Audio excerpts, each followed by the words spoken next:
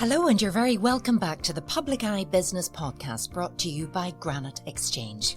I'm your host, Sarah Travers, and in this special 5-part series, we're taking a deep dive into the world of employee ownership trusts.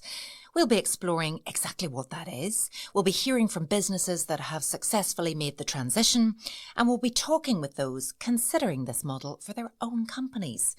We'll also provide valuable insights from legal and accounting experts. And plus, we're really excited to feature a special guest later in the series from a prominent member of the Northern Ireland Executive to discuss how they're supporting employee ownership, and we'll find out what resources are available to businesses. So do join us as we uncover the potential of this transformative approach. Well, on today's episode, I'm joined in the studio by Aidan O'Neill, who is the Director of Dawson Engineering and Strickland Ireland and the co-founder of the DLD Fund. More about that in a moment. Sitting beside Aidan, I'm also joined by Andrew Harrison, a key figure at Co-Ownership Solutions. Aidan and Andrew, you're very welcome to the podcast. Thank you, Sarah. Thank you. So before we begin, as always, a little bit of background then on Aidan and Andrew and their organisations in the context of employee ownership. So DLD Fund is an organisation dedicated to supporting and advocating for employee ownership across the island of Ireland. With a strong commitment to promoting employee ownership as a sustainable business model, Aidan plays a vital role in helping businesses transition to this innovative approach, driving economic and social benefits for communities. Now, Andrew provides expert advice and support to businesses exploring employee ownership. With extensive experience in guiding organisations through the technical and cultural aspects of this transition, Andrew also offers valuable insights into the legal, financial and organisational steps necessary for successful implementation. His dedication to fostering employee ownership contributes to creating more engaged and resilient workplaces. Well, gents, it's so exciting to be bringing our listeners this very special 5-part series. And I have to say, as a layperson, I had no idea of the world of the employee ownership trust. So, Aidan, first of all, shall we just start there? And can you explain to us what employee ownership actually is and means? Okay. Well, in an employee-owned company, the employees own all or a significant part or stake of the company that they work for. It's one of the primary business succession options for company owners across the UK. The dominant model for employee ownership has become known as the Employee Ownership Trust, or an EOT, and that's a mechanism through which a business can become employee-owned. Employee-owned trusts allow business owners to sell their company to a trust, and that trust holds the business for the benefit of all the employees. Now, this model, just to be clear, it ensures long-term employee ownership, and it's designed to promote wider employee engagement and participation in the business and bringing benefits to the owners, but also with a ready and a tax-efficient route, which I'm sure we'll talk about later. Absolutely. So lots to discuss today, but I suppose it would also be really useful if you could explain a little bit about your background to the businesses you have and indeed the DLD Fund. Sure. Well, I'm an engineer and I'm a director of our second generation family-owned businesses, Dawson Engineering and Strickland Ireland. And we employ 100 people in 2 factories in Mid-Ulster. Over the last 58 years, engineering has been good to our family, and 7 years ago my wife and I set up DLD Fund basically to give back. We have had 2 major projects. The first is the Colin McNally Scholarship. The second was support of an organisation called MEGA, which I can talk about shortly. But the third one, and this is the most active one today, is employee ownership and support and awareness for employee ownership. So how does that work, and how does your fund get involved with helping businesses consider this model? Well, like our industry, if you like, and I speak about the engineering industry, faces 2 threats, Sarah. The first threat is, and the most immediate threat, is lack of skills and lack of people. Lack of skills, lack of people. that's the first threat. Mega was set up to deal with that threat, to recruit people, train people, retain people. And that's 54 companies collaborating together, an organisation set up by InvestNI. And we've been successful. We're oversubscribed with apprenticeships. The second risk that many of our family-owned companies is they're looking at succession. When I look at the members of Mega, and there are 54 companies, they're now coming to Generation 2, some of them moving to Generation 3. And if there's not a family member there, Sarah, to take over the business in the next generation, these businesses will be sold. So how did you become an advocate for employee ownership? Is it something you're doing yourself? That's a good question. I'm not doing it myself anymore, but I did feel like that a bit at the start because employee ownership is not well known here. And whereas in the UK, it's very widespread. There are almost 2,000 companies.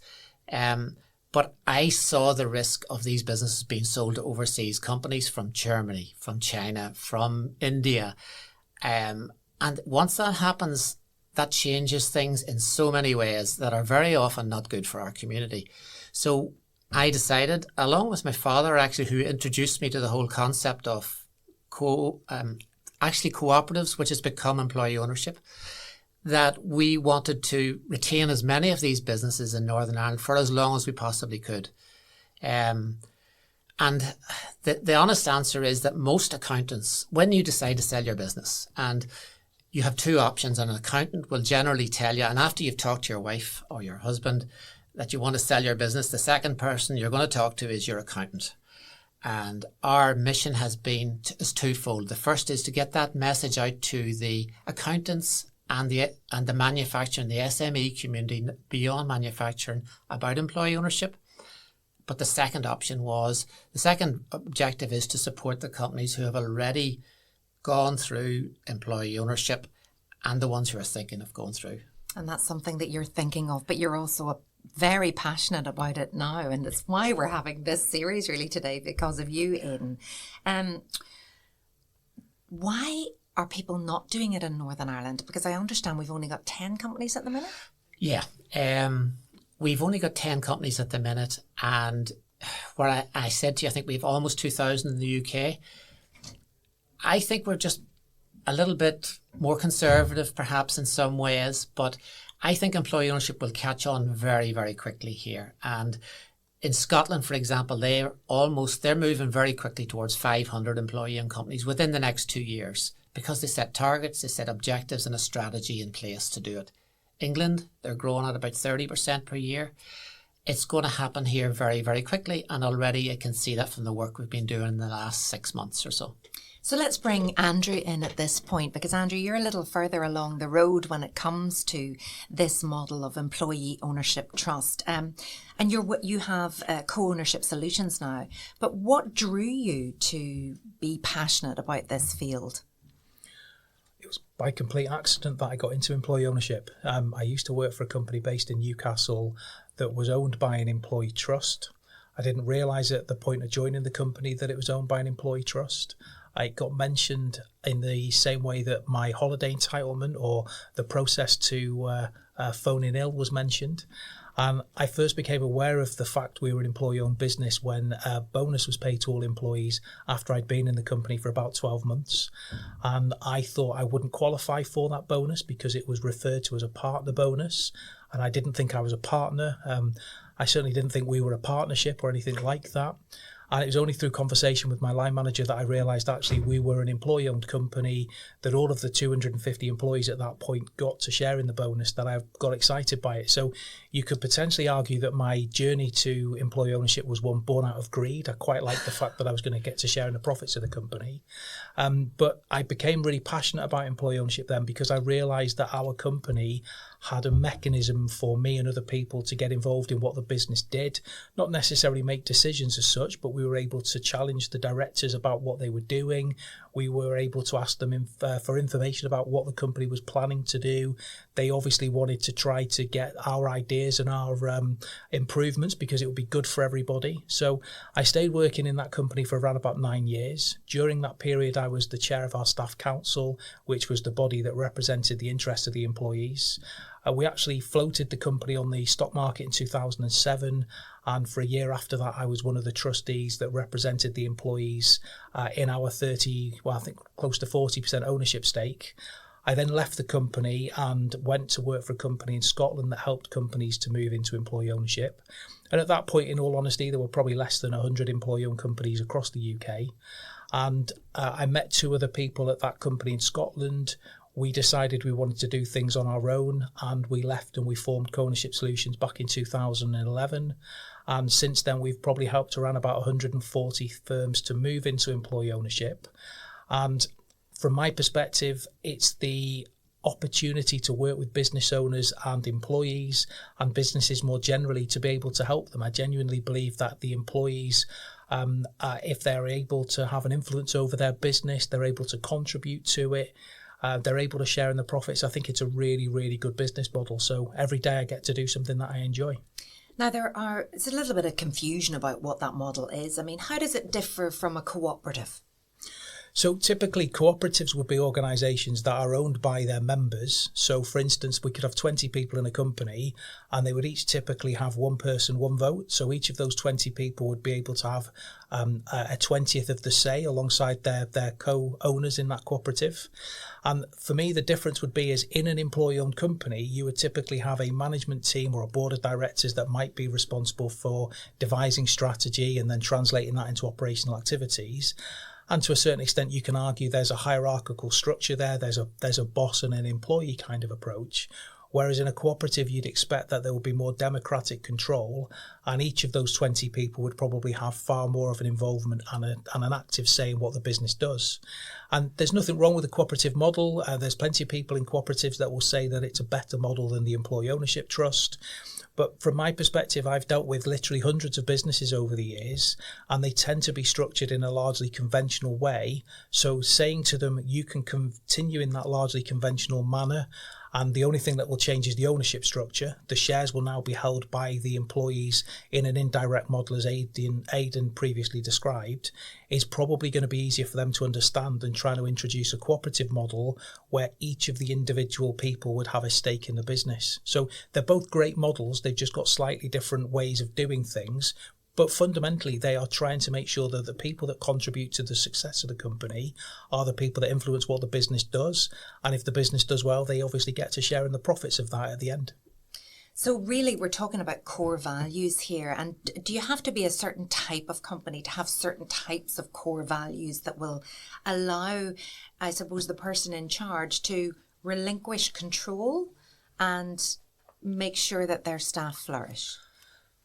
In an ideal world, I would agree with that. But the reality is that we don't live in an ideal world. So I would always say when I do a transaction, when you meet the owner of a business, you can tell quite quickly whether there's somebody that operates it like a family business and they want to get the views and opinions and insights from their employees versus those that are still really nice, genuine, good people. But ultimately, if they say jump, people are going to say how high. So I wouldn't say that either of those organisations should or should not be employee owned.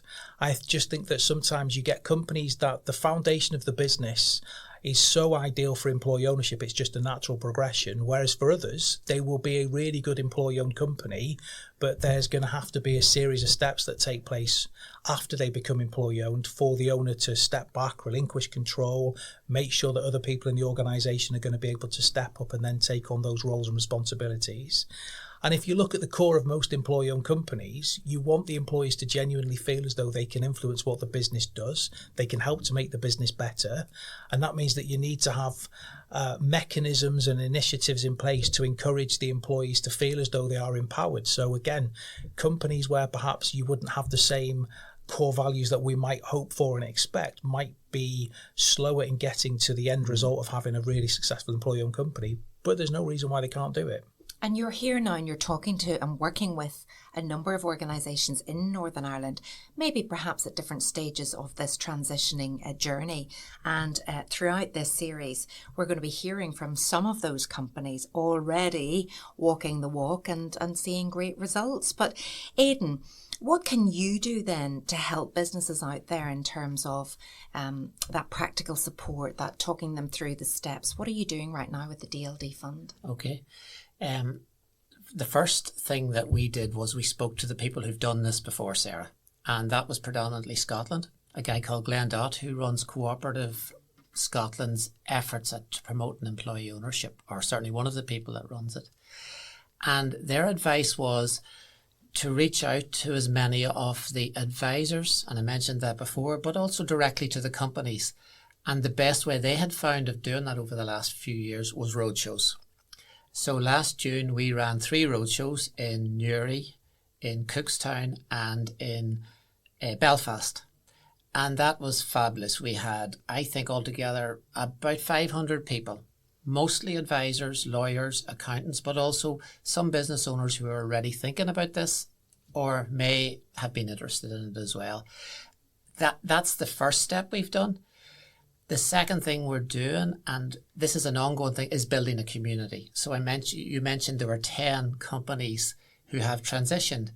And we're helping those companies by building a community. We're not sure what the name of the community will be. It'll probably be Employee Ownership Ireland / Northern Ireland, however we want to work it in this part of the world. Yes. But we would like it to be an all-island community, ideally, although all the EOTs, apart from one, are now based in the north of Ireland. So it's building a community for those who have done it and who want to transition. But it's getting the word out, Sarah, to those businesses today whose accountants have not advised them or are not aware of it, and educating those accountants. So we plan to do 3 more roadshows on February 25th, I believe, 26th and 27th. And I could have got those dates wrong, but it's a Tuesday, Wednesday, Thursday. And we're adding a 4th one this year in Derry as well. / Londonderry. Legendary. So that's working, that model. And as you say, it's just getting the word out there. It's is. having the conversations.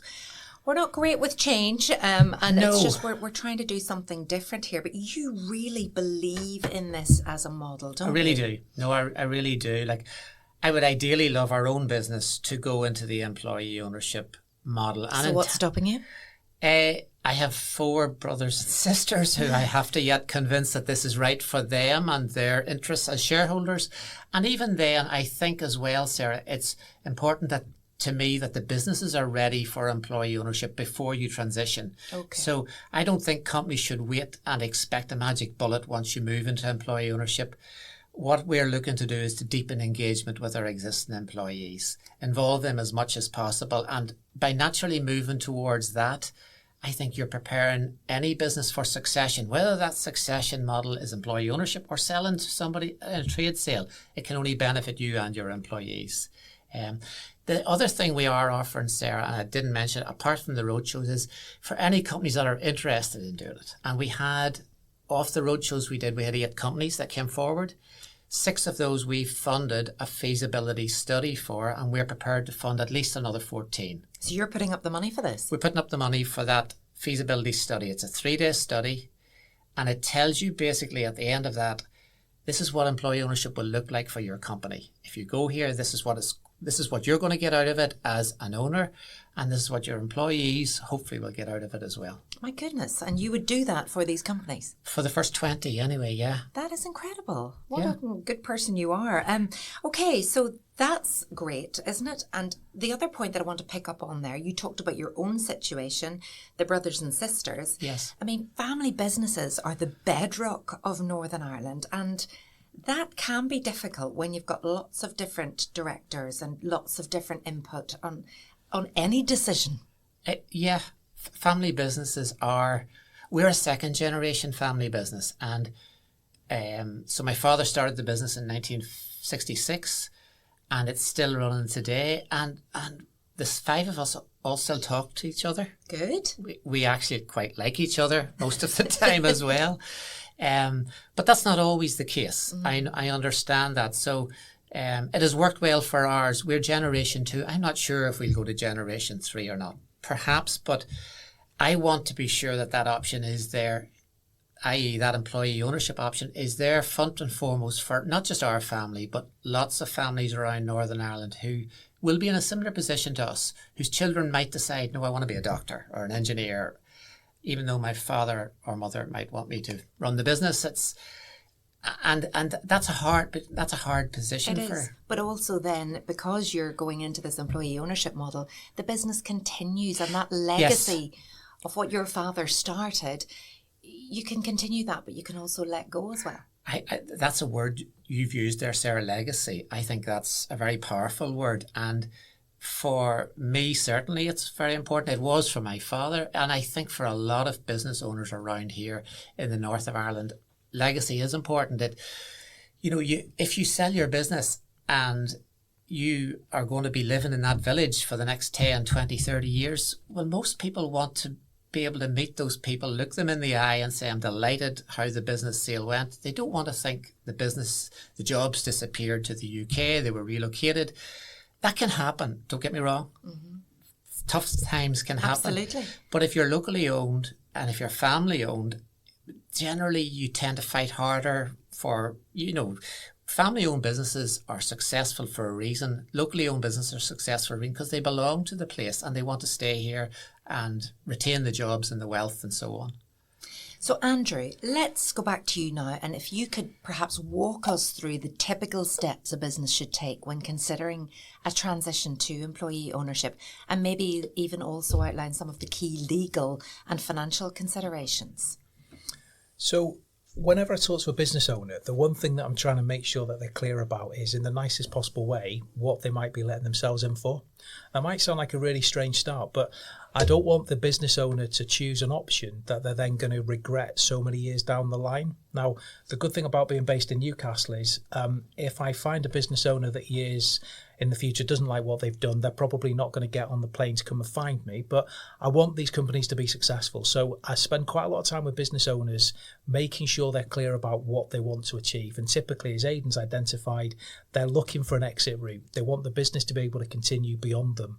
So the first things are typically that I'm trying to identify what is the thing that the business does. Is there a viable product and service that they're going to be able to continue to deliver when the owner has perhaps stepped aside? So I want to make sure it's a viable business. I also need to understand what the valuation of the business is. So although that's not a task that I undertake, I would normally get the business owner to have a valuation of the business undertaken.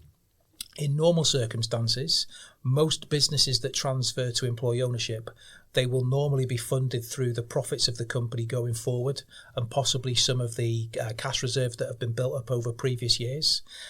They won't typically take external bank borrowing, although that is possible. But really what I'm trying to get to is there a alignment between the valuation of the business and then what the company can actually afford to pay out to the owner over, for instance, the next somewhere between typically 5 and 7 years. And allied to that, the clue is in the name. This is supposed to be an employee-owned business. The employees are supposed to get a benefit from this. So I'm always trying to make sure that there is some sight that the employees will be able to get a profit share in that period over which the owner is getting paid the money. So initially, what we're really trying to do is make sure there's a viable deal. So we know the business has got a future. The owner is going to be happy with relinquishing control. We can see how they're going to get that debt repaid. We can see that this is going to work for the employees. And the reason I want to do that before we've actually mentioned anything to the employee base is really because you can't put the genie back into the bottle. So if we say to the employees, we are going to do this, we want to be pretty certain that that's what's going to happen, because if there is a problem that then we become aware of, which means that the deal to move to employee ownership isn't going to work, we've then set an expectation for the employees about what's going to happen. The business owner obviously is looking at this typically because they're trying to find an exit route. So if employee ownership doesn't work, they're probably then going to have to go back and consider perhaps a trade sale or a management buyout. And that's not going to be particularly easy to do if there's an expectation amongst the employees that they're going to be able to take the business on. So a lot of the initial work is around viability. Will this work? The next step after that is once we're clear that this is a viable deal, is to then talk to the management team so that they understand they will still be leading the business. They will be able to tell the employees in the nicest possible way what the employees are supposed to do. So I make jokes with the employees about don't start making directors' car parking spaces or, designing your directors or owners business card, because you're not going to have one, and that doesn't happen obviously, but I'm just trying to make the point to the employees this is still going to be a largely conventional business. And then really the key point with the employees is just to make sure that they're not fearful about what's going to happen. Their contract of employment isn't going to change, so their relationship with the company isn't going to change.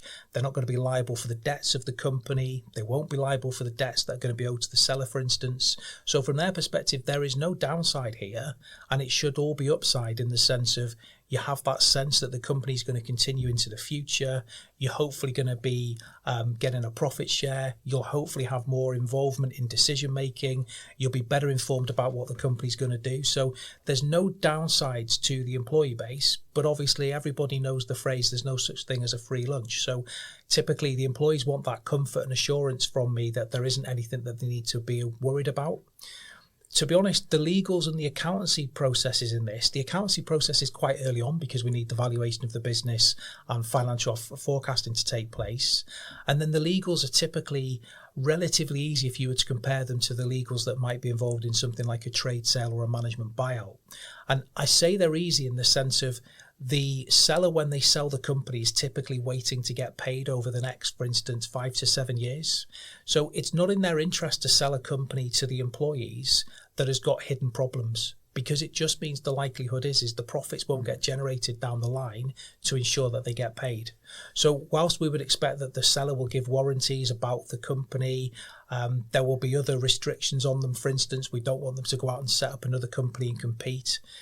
I expect that anybody that's been through a trade sale and has then subsequently done an employee buyout will say that the employee buyout was a heck of a lot simpler and probably cheaper than it would have been in their previous experiences doing trade sales, for instance. So these are not difficult transactions to do so long as you get that first bit of the work done. This is a viable transaction. It's going to work in the future. Okay, so at the outset, it's a complex process. You've got to put the work in. It might be costly, and managing expectations and making sure there's open communication and everybody understands what happens. But there are some great examples of EOTs in the UK working already. One of the biggest ones that everybody points to is John Lewis. They've been doing this for nearly 100 years. Mm-hmm. Yeah. How's that gone for them? Well, I think it's interesting that you say about the John Lewis partnership and Waitrose, because actually I would argue in the last, say, 6 to 7 years, they've been in the press quite regularly because they've gone through really, really difficult situations. Yeah.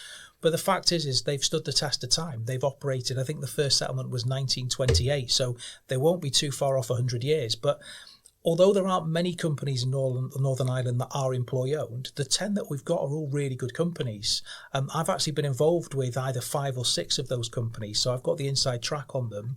And I know you're talking to people at White Ink and people at Relinia, but you've got 2 prime examples there of really, really good companies. They had a viable product and service. They've got a good management function. They've got a really good group of employees. And actually, if you speak to them now 2 or 3 years after doing their move to employee ownership, they'll all say about how well it's gone. So I think you can look to companies that have got obviously decades of experience of employee ownership, but what we're seeing here already in Northern Ireland is exactly the same as we see in other parts of the UK. Companies move to employee ownership, and the very vast majority of them find that it's a great move for the business owner, it's a great move for the employees, and obviously what it's doing is it's rooting companies in their local economy for the long term. So John Lewis is, I think, to a certain extent, it's a great example because it's a household name that everybody knows. But I also, if I'm honest, find it quite unhelpful because I think the challenges that John Lewis faces with 75,000 employees won't be the same as Relinia faces with 40 employees, for instance. But it's good to open the conversation with, isn't it? It's like, look to them, they're doing okay. But, challenges, they happen in business. The other big one, I think, in the UK is a company called Ardman. Did I get it right? Ardman Animations. Ardman Animations. These are the guys that did Wilson Gromit. Yeah. Their employee owners. They employee owners. Yeah. And Arup as well, global Arup's engineering another big consultancy. One. There are so many of them. So Tiptree Jam, so Wilkins, anybody that's there having the breakfast with marmalade, right. Wilkins Jam, an employee-owned company. There's loads, but the reality is I would argue quite a lot of employee-owned companies haven't shouted about the fact that they're employee-owned, because that's not what they're passionate about. What they're passionate about is what their individual businesses do. And for me, employee ownership is the glue that allows that company to carry on doing what it's passionate about forever, without any fear of at some stage somebody deciding, actually, we don't want to do this anymore and we're going to sell it. There is another company in Northern Ireland here that people don't realise the structure. Perhaps it's a company called Almac. Yes. Now, Almac are a huge employer in Northern Ireland. They employ 4,000 people in the north, maybe 500 in Dundalk, another 3,000 in the States. They're not an employee-owned trust, but they are a trust. They're a foundation. So they're owned by a charity, as opposed to the employees.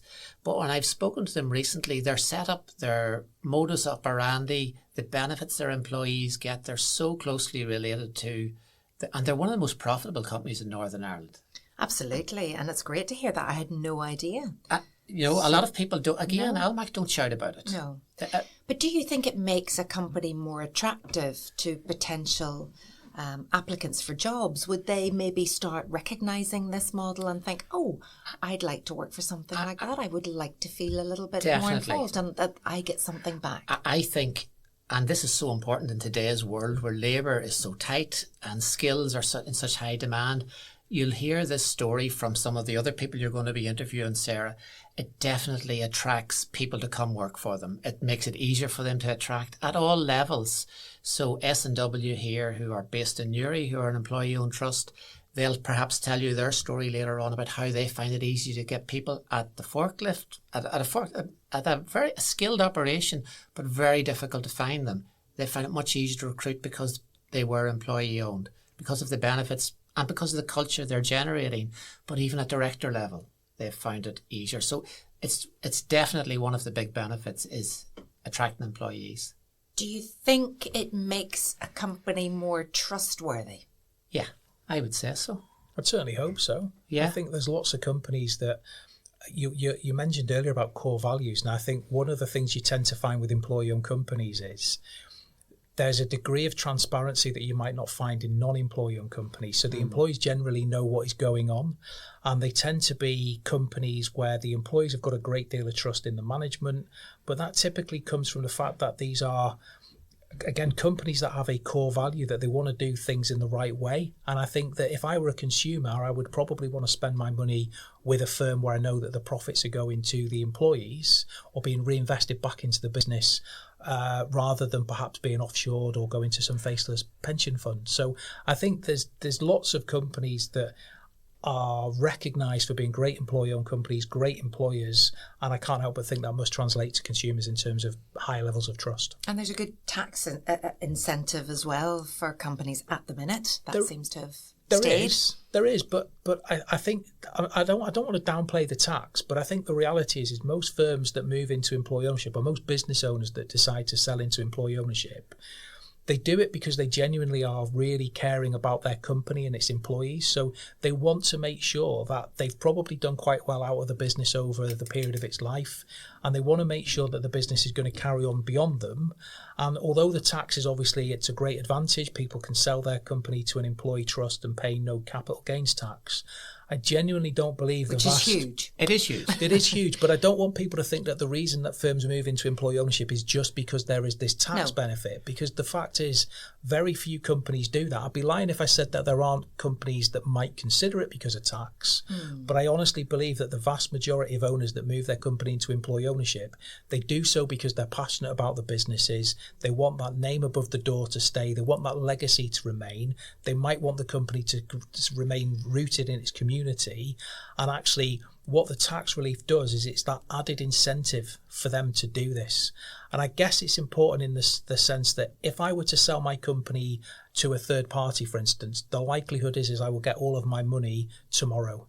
If I sell my company to the employees, I might have to wait 5 or 10 years to get my money. So there is I think the tax is a helpful ingredient in people moving to employee ownership, but I don't think it's the only factor. But you can't underplay the tax benefits, and it's not just for the owners. If I were an employee of an employee-owned trust or a company owned by an employee trust, I can at the moment get a bonus of up to £3,600 per year tax-free. And I genuinely don't know of a more tax-effective way of putting cold hard cash into people's back pockets. And again, the beauty of this is that's money that's being spent in the local economy by people that have helped to contribute to the success of their company. So in terms of that linkage between employees and them understanding it's worth my while thinking about how I can improve my business, which has got to be great for the economy. It's got to be great for people's mental health, all things that I know are really important to the Northern Ireland economy.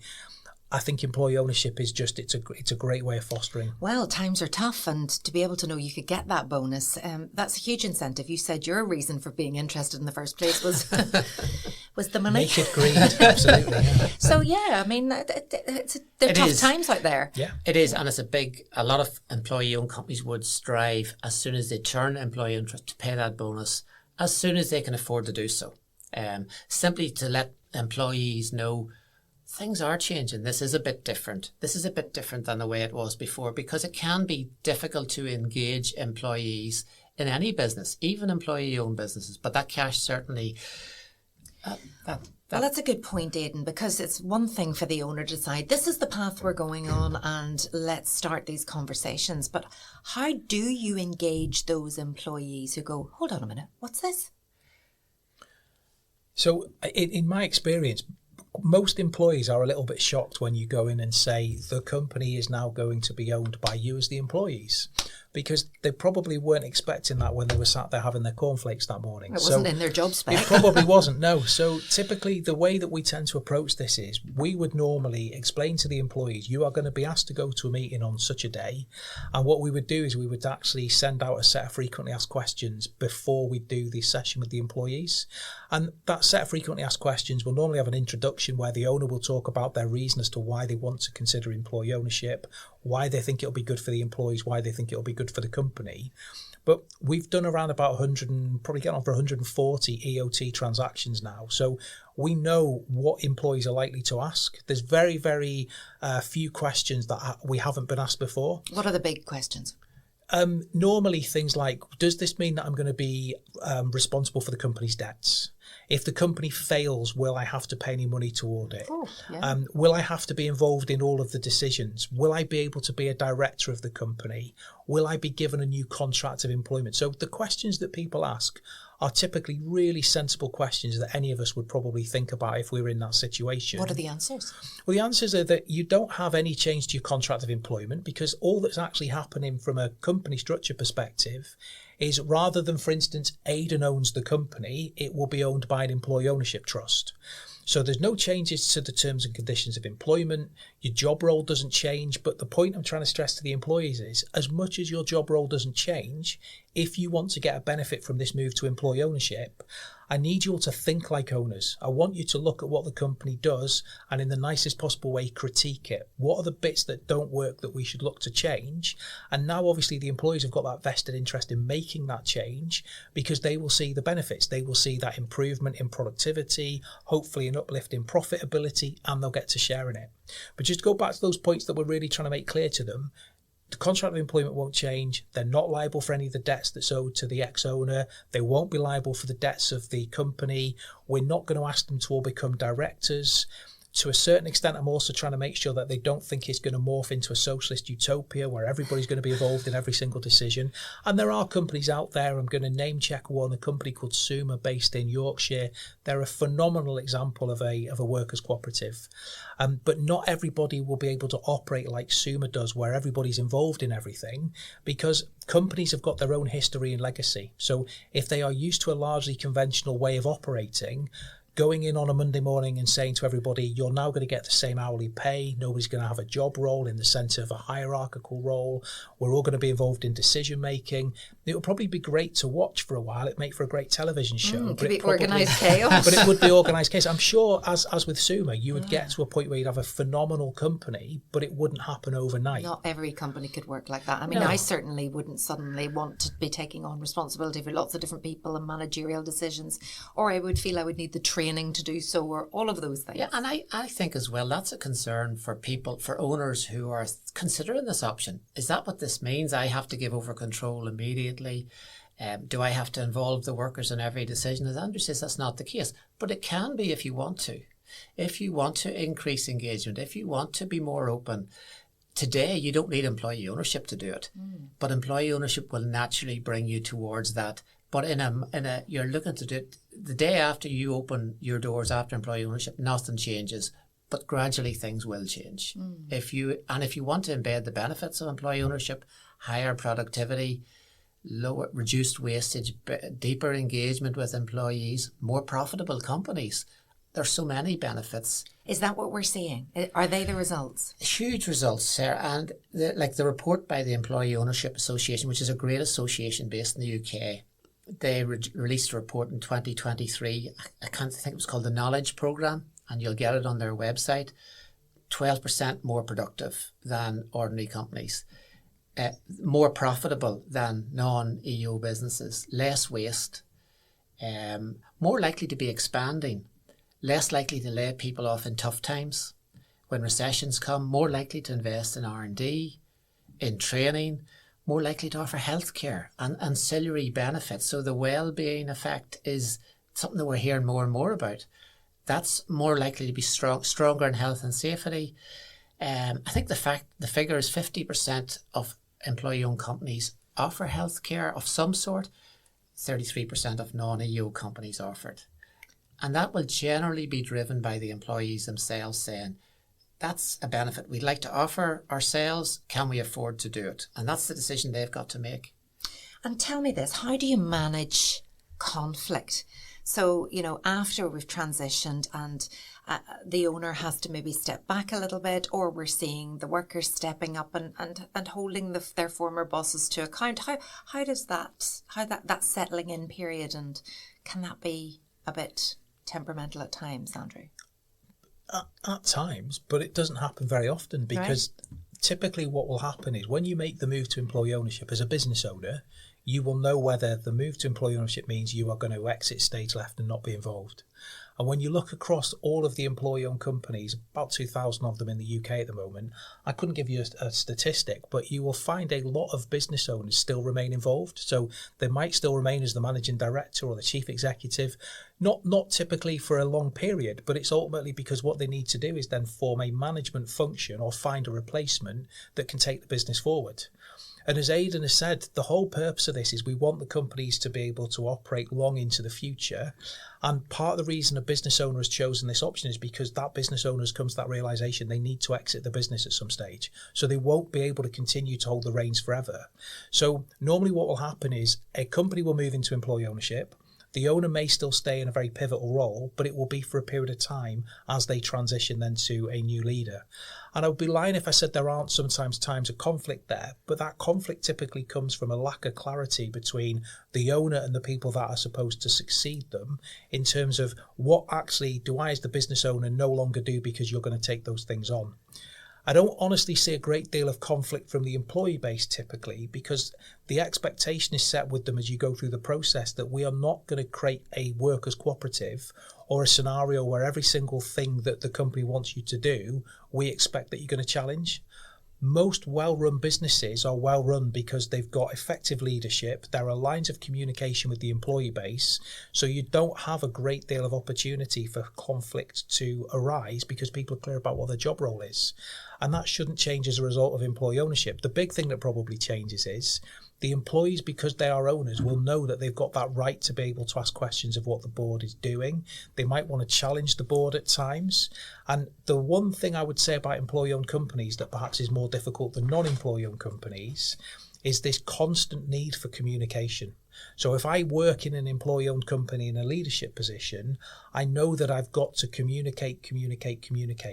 If I give you a quick example, in a recent company exchange I had, an employee said, I would like the company to consider going to a 4-day working week. That's something which obviously has become very prevalent. There's a lot of interest in it at the moment. And instinctively you think, well, that's a great idea. And it's really good that the employees are wanting to look at these things. And perhaps in a non-employee-owned company, the answer there might just simply be, no, we cannot do that because we don't think it will suit our business, our customers' needs, etc., etc. And the answer in an employee-owned company might still be no, but with the no would come the explanation. The reason we can't do this is because of this reason, this reason, and this reason. So the employee might still be told we can't do it, but they'll understand that the decision to say no has not just been a quick decision. There's been a lot of thought process behind it. And the people making the decision are making what they genuinely believe to be the best decision for the interests of everybody. So I don't honestly find companies that move to employee ownership have any more conflict or tension than non-employee owned companies. What I tend to find, though, is those companies that are really good at communication, so they want to sit down with the employees on maybe a monthly basis or more regularly. They want to give the employees the opportunity to raise questions that they perhaps didn't feel they could raise previously. You tend to find then that you get more buy-in from people. We all know that that's not always going to be the case, that you get 100% of the employee base are always 100% happy. But the vast majority of the employees, if they genuinely feel as though they're listened to and their views and opinions are taken on board, even if they don't necessarily get the answer that they want always, they will tend to feel as though they are owners. They're being treated with the respect that they would expect to have. But yeah, and the other thing, Sarah, as well, for an owner, and there'll be owners listening to this podcast today, it's important that they treat this as no different in many ways from any other business sale, and perhaps they should explore a trade sale before, just at the same time as considering employee ownership. They are very different processes, much less confrontational in terms of an EO, much lower cost actually. But it's good to explore it. But in any business where you want to sell your business, you've got, one of the key things is succession. Who's going to take over? If you're going to leave, have you got management in place there who can take on and run the business? That applies to an EO business or any business you're going to sell. So having that success, and for business owners that are thinking of staying involved, we've seen business owners who've gone employee owned and have stayed involved with the business. And we've seen business owners who have stepped away from the business. You can do both. You can stay on for a year, 2 years, 3 years if you wish. And there are ways, and Andrew can explain that in more depth about how you might stay on. But I think it is important you're moving towards employee ownership all the time. That's the objective, and that's when you get the benefits. Mm-hmm.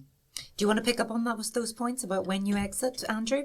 Yeah, well, I think one thing I should say first is Aidan's comment about exploring a trade sale. There's nothing wrong with exploring a trade sale, but if you were to decide that you wanted to do that and you wanted to engage a business sales agent, just be very careful what you sign, because you might find you've signed yourself up to a contract that you can't get out of for a couple of years, which might then scupper the intention to move to employee ownership. I think the role of the owner going forward is really important. It's really important for the owner themselves, because obviously they want to know what they're going to do next. But it's also really important for the employee base, because if they believe that the owner is going to be exiting the business and then they find out that the owner isn't exiting the business, there's obviously going to be questions around what is the role of the ex-owner now? What are they getting paid? What level of influence do they have? So again, when we go through our process of helping companies to move into employee ownership, it is one of the things that we explore really early on. What will your role be going forward? So for some people, they have to stay involved in the business simply because there isn't the level of leadership and management capability in the business at that point to allow them to exit. For others, it may well be that they can easily exit the business because there's a really competent management team that can step up and fill that void. But it's about clarity. It's about making sure that everybody knows what's going to happen next, so that you don't end up in a situation where an ex-owner basically almost feels like the ghost on the wall. Nobody really wants them to be there, but equally nobody wants to have that horrible conversation where they say, can you give your keys back, please, because your days are done. Mm-hmm. You've overstayed your welcome. We are nearing the end of the podcast today. I actually could talk to you two all day. It is a fascinating subject. But Aidan, what's your long-term vision for the future of employee ownership on the island of Ireland? On the island of Ireland? Well, I did say, Sarah, we had 10 employee-owned trusts in Northern Ireland today. To give you an idea, that represents about 550 people working in employee-owned businesses in Northern Ireland.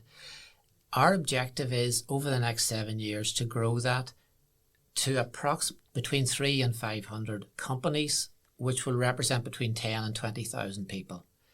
So we're at 550 employees today. We're aiming to get between 10 and 20,000. that might seem like a big jump, but looking at what Scotland have done and learning from what they have done and doing the good things they did and learning from the things they would rather not have done, I think that's achievable, certainly within the next sort of 7 years. And ultimately, I would love to see Northern Ireland become the EO capital of Europe. Love it. I love your aspirations. And, you know, you're literally putting your money where your mouth is as well at the minute. But how vital is government support in all of this? Hugely. I'm glad you brought it up, Sarah, because we had 3 objectives when we went into this as a family, as a fund. One was to consider our own business moving towards it. The other was to make the business SME community aware of it. The third was to get government engaged. We're delighted at the last roadshow we did that Conor Murphy announced a research paper into employee ownership, which was published on the 24th of October, launched on the 24th of October. And Conor's very positive about this. The conversations we've had with Invest NI about supporting this journey have also been very positive. We maybe need to turn that positive talk into action and suggest to them how they can support us, whether it's maybe along the lines of what Scotland did. Certainly by doing the report and Conor backing it as publicly as he has, and I hope he continues to do so, that will give it traction, that will give it publicity. But I think the money side is important, whether it's supporting us with feasibility studies. And the feasibility studies are very important just to get people over the line. And the advice from Scotland was 50% of companies will transition to employee-owned companies eventually once they've done the transition study. That seemed like a pretty good return to us. Absolutely. Well, you know what? We might just talk to the Minister for the Economy at some point in this series, but we'll put that call out to him now, and maybe he is listening, because it definitely seems to be a very exciting option for companies in the future. Finally, for you, Andrew, if anybody is listening to this now and is considering employee ownership or would like to find out more, what can you do for them? What would you guide them towards in terms of resources? So in the first instance, I'd encourage them to look at the DLD website.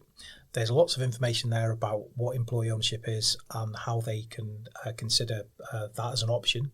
They'll also be able to then make contact with DLD Fund about potentially doing a feasibility study. Obviously, the internet is your friend. There is a huge amount of information there about employee ownership. You will find literally hundreds of guides from firms across England, Scotland and Wales about employee ownership. But I think really my plea to people would be to not dismiss employee ownership. Even if you think it's not for you, you've got absolutely nothing to lose by looking at it and reading about it and maybe going and talking to other people that have made the move to employee ownership.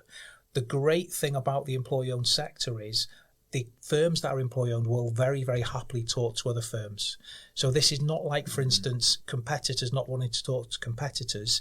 If you were to go onto the Employee Ownership Association website, that's the trade body for employee-owned companies in the UK, and you were to pick a couple of the firms on their members list and make contact with them and just say, hey, I'd like to speak to you about employee ownership. I'm considering it, but I'd like to know what it means, what you think about it. I would be staggered if they got anything other than a really positive response and offers to talk to them, possibly even host visits to them. So nothing to lose and definitely everything to gain. And check out the DLD Fund also. www.dldfund.com. Well remembered. Well, thank you so much to Andrew Harrison, Co-Ownership Solutions, and indeed to Aidan O'Neill, the co-founder of the DLD Fund. So thank you so much to our guests today, and I do hope you'll tune in to the next episode when we'll be taking a deeper dive into the world of employee ownership, and we'll be hearing from some of those companies who have dipped their toes into the water, and indeed they are not only surviving but thriving. We'll see you next time. This podcast was recorded in Granite Podcast Studio. Interested in starting up your own podcast but don't know how? Granite Podcast Studio can help. Record your podcast in our state-of-the-art studio, which is based in the heart of Newry City. Our studio has cutting-edge and user-friendly technology and can seat up to 4 people. We also provide an editing service for our team, using your guidance and editing notes to provide you with a flawless finished product, leaving your listeners wanting more. For more information on how you can get started, visit www.granitepodcaststudio.com.